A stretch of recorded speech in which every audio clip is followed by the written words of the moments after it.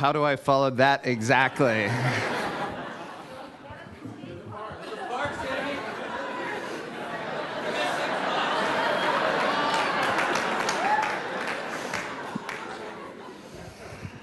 So, I was going to talk about unplanned pregnancies and strategic planning, but I'm going to talk about covered skateboard parks instead. What I'm going to talk about today is actually the importance of creating the chart on which these good ideas can be placed, and which a lot of good ideas that we won't see or hear about today, but are out there, can thrive and live. And it really is, like every other presenter thus far, there is a personal part of the journey for me. I did not cut my own hair.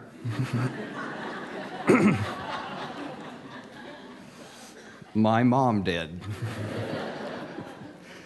My mom is the woman on the right side of the slide. The woman on the left side of the slide is my grandmother. My grandmother just moved to a new retirement home here in Portland, and she was a high school graduate. And the best job, the highest paying job she could ever get was as a babysitter. And she was a professional babysitter in Las Vegas, coming from Montana for about 30 years. My mom on the right was a high school dropout due to an unplanned pregnancy, who had 4 kids. I will tell you that these two women are probably the smartest, hardest working people I've ever met. And yet, they struggled because they came into a world that if you are not born with certain privileges, the chances of you being aware of the opportunities, having the self-confidence to achieve the opportunity, to even pursue the opportunities, much less have the opportunities arranged in a particular way so that you can actually take advantage of them. The percentage of people that are born into hard-scrabble situations that actually make it out is very small. We hear a lot about the exceptions because we want to. We don't necessarily pursue those that are the more normal sort of life path when born into a tough place, which is you stay there and you pass it on to the next generation. But it doesn't have to be that way. It really doesn't. And this state and this city, long before I was even born, really set on an expectation for collective governance, not just government, but collective governance that has served us well. If you don't know Tom McCall, or know of Tom McCall, you should. He was a governor in the 60s and 70s that really said, we can do it differently. And the concern at that time, as you've heard from the presentation on rivers, was that sprawl was eating up farm and forest land and polluting our rivers beyond belief. And he said, we're going to have land use. We're going to have a land use plan. We're going to prevent sprawl. We're going to keep it hemmed in. And we were successful. As a state, we were incredibly successful. As a city, we've been building on that, incredibly successful. Our greenhouse gas emissions per capita are down 26%, and I don't know of a city in North America that can claim that. We have light rail transit, we have a whole quality of life, although not available to everybody, that other cities, believe me, come here 80 delegations a year to learn about. But still, as sort of that's high praise on a very low national standard. Portland is not well planned. at least not as well planned as it should be, and not as well planned as all American cities must be. And it's actually the challenge for the future of our collective governance still remains the challenge of place, the challenge of pollution and rivers, and making sure we have amenities for all ages, and that all is important. But all of that needs to be thought about with a new lens in how is it in service to people.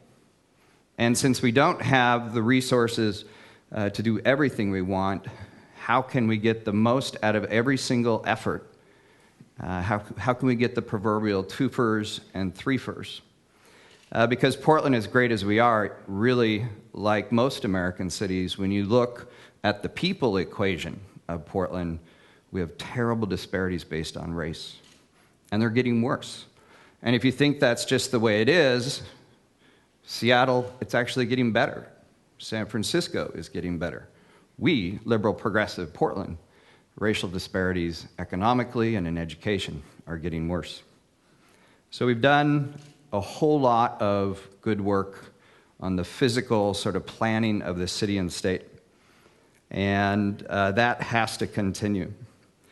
But we need to develop, and we have been working on developing what we now, next week, the Portland City Council will be considering called the Portland Plan, that puts people first and requires that whether it's the new light rail segment or the new park, how is it in service to people? And it's not predicated on new money. In the 146 square miles that is the city of Portland, government spends from the Multnomah Soil Conservation District up to the Defense Department spends $8 billion a year. There isn't enough investment in some aspects of public governance. There isn't enough money for education, and there isn't enough money for different aspects of it, but we can do a lot better with the $8 billion that is already being spent in 146 square miles that is our city. The Portland Plan went out and got the best ideas, went out and got some of the best thinkers, and began to organize that around this notion that it's about place, but it's also about people. And the three, and we, because of the condition that we're in, the nation is in, we're in, we began the implementation as we planned. And 3 years ago, we set a goal of 10,000 net new jobs, and we've already exceeded that. Our goal was 5 years. We did it in 4. We need to now double that again in 2. And we did it by saying we're going to become the scrappiest global city in the world.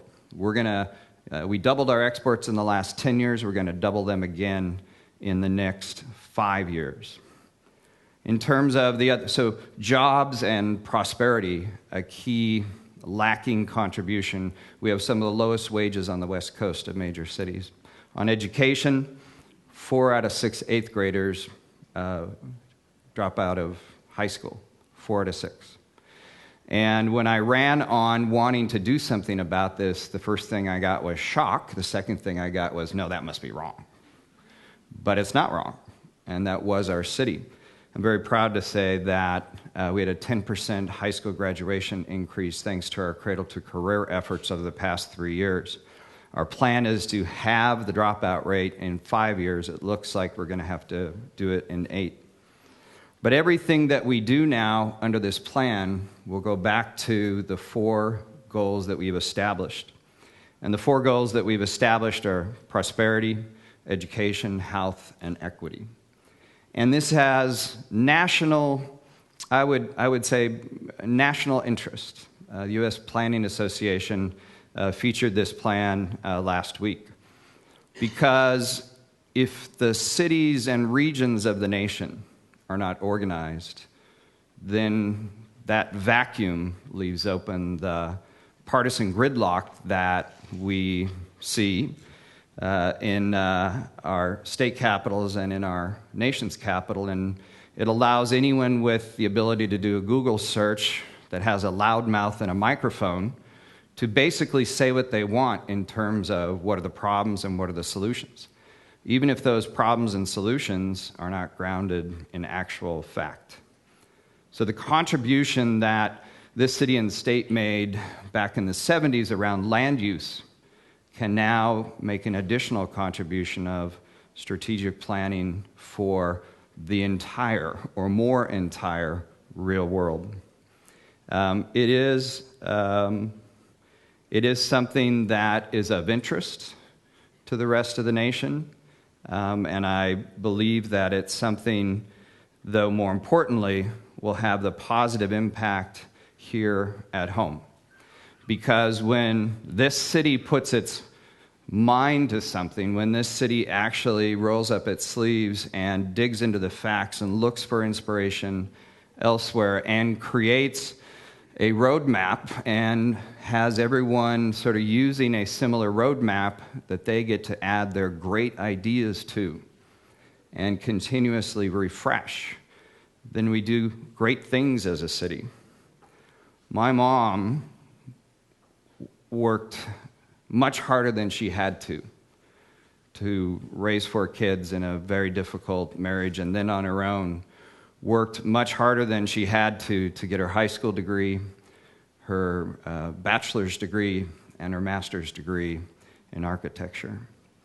She is one of the exceptions that succeeded born into a very difficult place.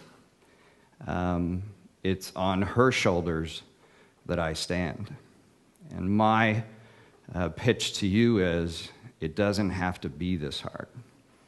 And with a little strategic planning, no matter where you're born in life, you can reach your potential.